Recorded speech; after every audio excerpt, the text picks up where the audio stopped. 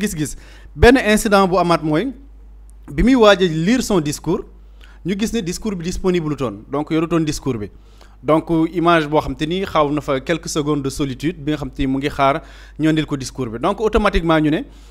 am ñu commencé ñun jël faute bi daal di ko teg ci ñi nga xam te moo nekk protocole présidence bi ñu ne protocole bi ñoom ñoo deful seen liggéey parce que waroon nañu jël seen i matuwaay donc démb dans la journée gis nañ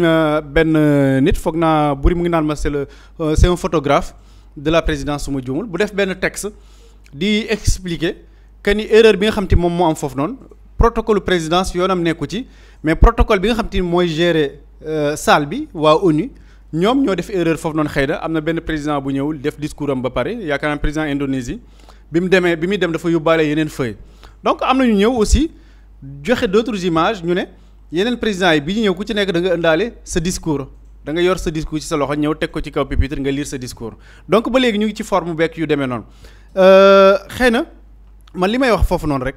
mooy naka la présidence jéeme fay coow li man bu ma amee lu ma leen di indexé foofu noonu foofu laa leen am lu ma leen fay indexé parce que quoi bu mel ni mën na am fu nekk gis nañ le président américain bi muy dem am déplacement bu muy dem ñu ne voilà escalator bi baaxul woon dafa paanoon gis naa ñu naan lii bu nekkoon Afrique la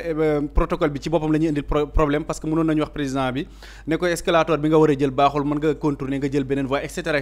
ça veut dire que ni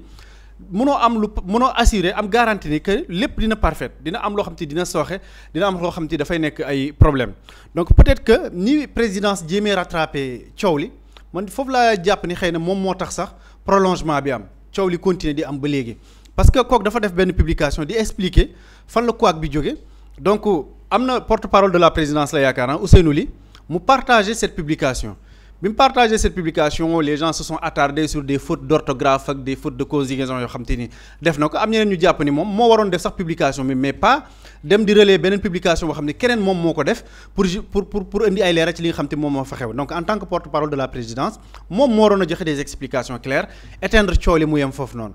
donc coow li dafay continuer ku ci nekk nag comme c'est raté dama lire benn analyste en communication la mu def lu am solo mu wax affaire bu am solo mu ne gis nga communication stratégie de communication boo ko tegee ba pare soo waree ñëwaat ci ginnaaw di expliquer c'est parce que c'est raté quand c'est raté nag da nga xam ni c'est raté tu passes à autre chose doo fi nekkaat di justifier pendant des années lii moo taxoon lii moo tax ak yoon def nañ ko faire une communication sur le fond du discours du président de la République lii mooy njariñ bi lii le président de la République wax faram-fàcce ko ci làkk yépp ku nekk comprendre lan moo nekk position wu Sénégal par rapport à la cause palestinienne nan la ko président de la République affirmé mais couac yi ni bu fekkee sax da ngay jar nga ne voilà ay couac noté nañ ko ainsi de suite danañ ko rectifier ou pas mais bañ a nekk ci justification boo xam te ni c'est permanent après même justification bi dafay am problème parce que à chaque fois boo justifié wu nit ñi dañuy amaat ci ginnaaw loo xam te mën nañ ko wax donc pour man loo xam te mën nañ ko dépasser la jàll ci leneen d'autant plus que am na un fond du discours boo xam te ni c'était très pertinent am na lu bëri loo xam te mën nañ ko ci jàngate. buri discours bi ak solo si nga xamante ni am nañ ko mais Sénégal dañoo gis ni lu ci ëpp ci li ñuy débat dañuy topp ci ay détails yoo xamante ni si est-ce que jar na tamit jël temps bi nga xamante ni boobu ba léegi ñoo ngi ko ciy wax. waaw xam nga il faut savoir que gouvernement bi dafa am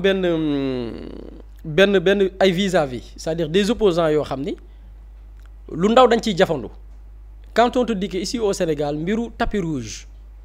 jur na fi polémique mbiru sac jur na fi polémique.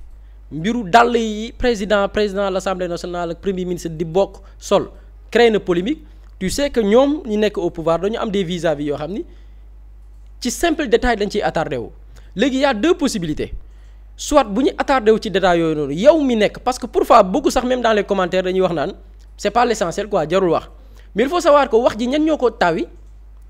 ñenn ñi nekk présidence ñoo taawi wax ji comme li Ismaïla wax ñoom dañuy accrocher aussi des détails mais tu fais comme si de rien n'était ñoom ci loolu la ñu nekk ñun on s'attarde sur autre chose l'autre chose mooy lan le président a fait un discours extraordinaire man je peux dire avec un discours très véridique am na ko wax sànq ci comment il a même cité Israël beaucoup de pays du ñu tudd Israël mën nañu wax oui pour la paix pour le respect des droits humains la ñuy wax mais du ñu citer tudd Israël jaar ca baat ba le président a fait un discours boo xamante ni sax tey moo waroon nekk le débat le fond du contenu boo xoolee ñun démb ci loolu lañ nekkoon par rapport ak le président son discours contenu bi et puis li mu delloo si waatee xarkanamu Sénégal par rapport ak sa relation avec Palestine yi nga xam ni je parle pas sur le plan de la religion mais je parle en tant qu'humain être humain gis ñenn ñi di dund yenn yi ci ay barab nga ñëw taxaw ci ñoom tenir un discours pour défendre prêler pour ñoom ci monde boo xamante ni nii Israël dafa am des grandes puissances yu ko ngeen taxal ko ce n'est pas évident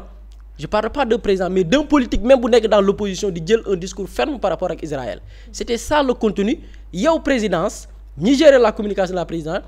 foofu la ñu waroon orienter le débat c'est pas l'opposition qui va nous dicter le tempo c'est pas l'opposition qui va nous dicter notre manière de communiquer c'est pas l'opposition qui va nous pousser à la justification parce que dafa am benn poème buy wax naan ou bien une citation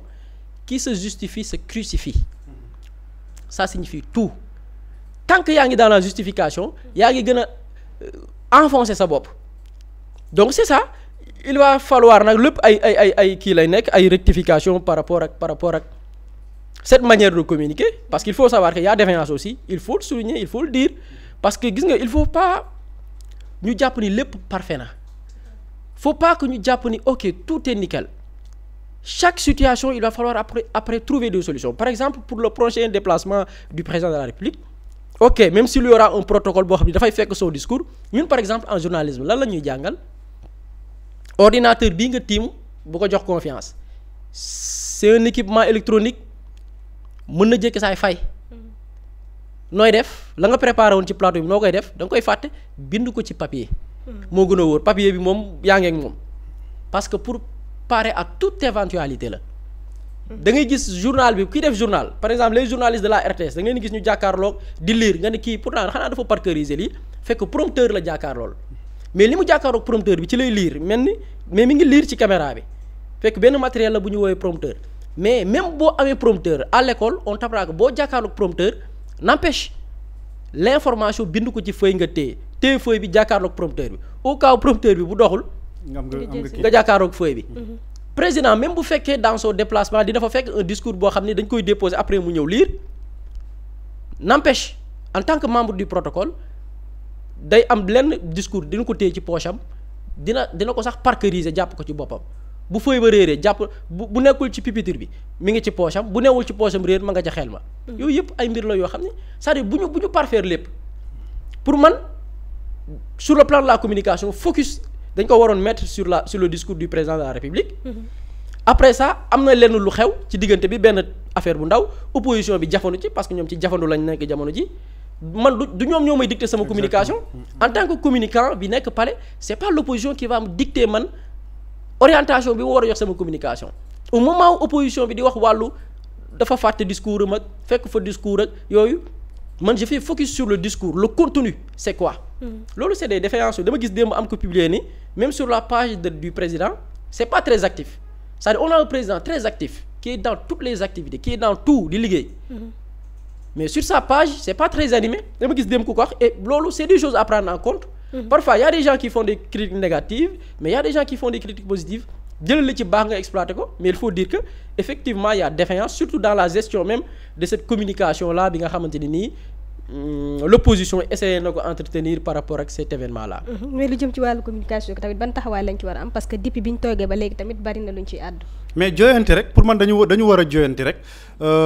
critiques yi bu ñu ñëwee opposition mënuñu leen très critiquer événement bu xew yow ni ngay wëree lan ngay communiquer lu baax ci événement bi. ñoom loolu la ñuy wëree lu bon lu ñu mën a pointer di wàcc événement bi donc loolu da nga koy comprendre à chaque fois donc yow da ngay préparer wu à tout da nga naan lii kat xew na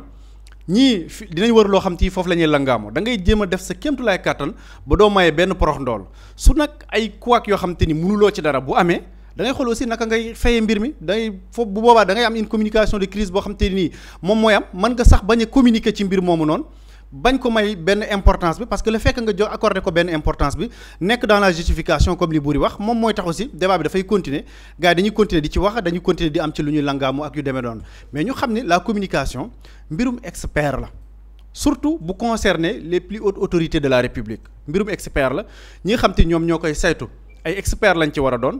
lépp loo xam te ni daf leen di concerner ci image bi gën a ndaw geste bi gën a ndaw ak lu mu mën di doon loo xamante ni dañ ko war a jàngataat ko settantal ko bu fekkente loo xam ne dafa war a bi génn ci penc mi bu fekkente ci ñoom la war a jaar war nañ ko jaarale ci canaux yi nga xam te fa lañ ko war a jaare filtre yi ñu ko war a jaarale yëpp ba xam ndax lii nii su jàllee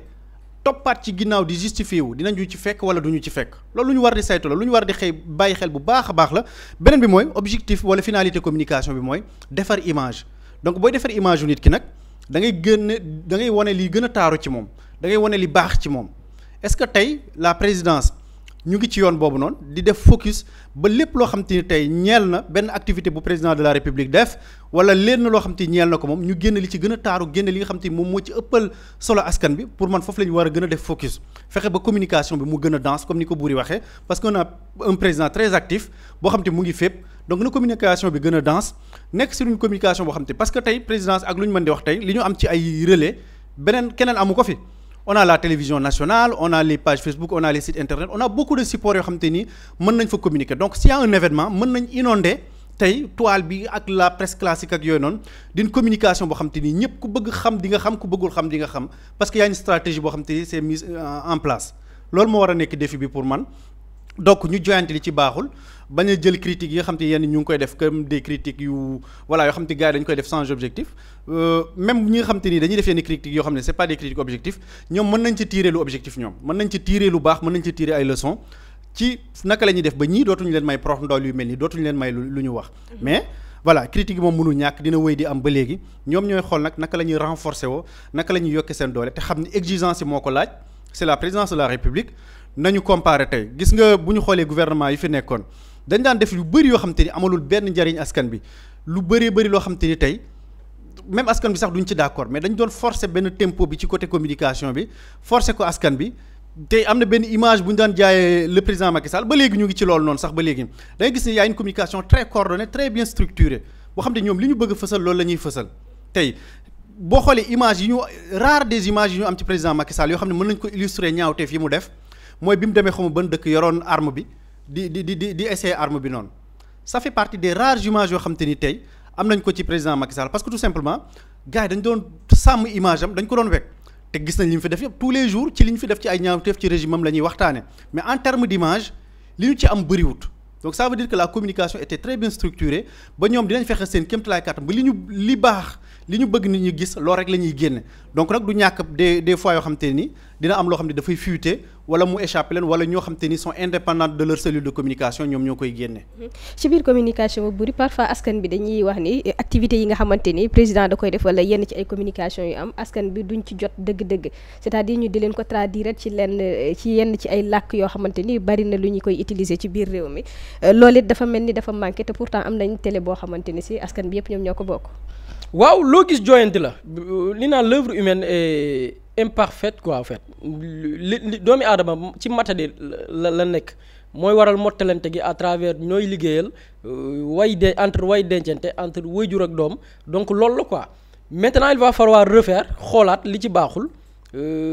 joyanti lu ci ne nga tirer ci liy positif tirer ci liy négatif parce que bu benn situation amee ñëppay waxandoo mais ñiy waxandoo ñëpp ku ci nekk ak sa objectif kii dafay wax pour yàq keneen ki dafay wax pour defar je parlais lay sànq ki doon joxe exemple l'animation de la page du président loolu c'est une critique positive donc koy jël en compte améliorer ko pour que la muy liggéey suba ak ngoon sénégalais yi mën ci teg seen bët mu nekk nag une communication très bien coordonnée à travers des plateformes digitales à travers kër gi nga xamante ni tey sénégalais yëpp a ko bokk moom muy la RTS ak yeneen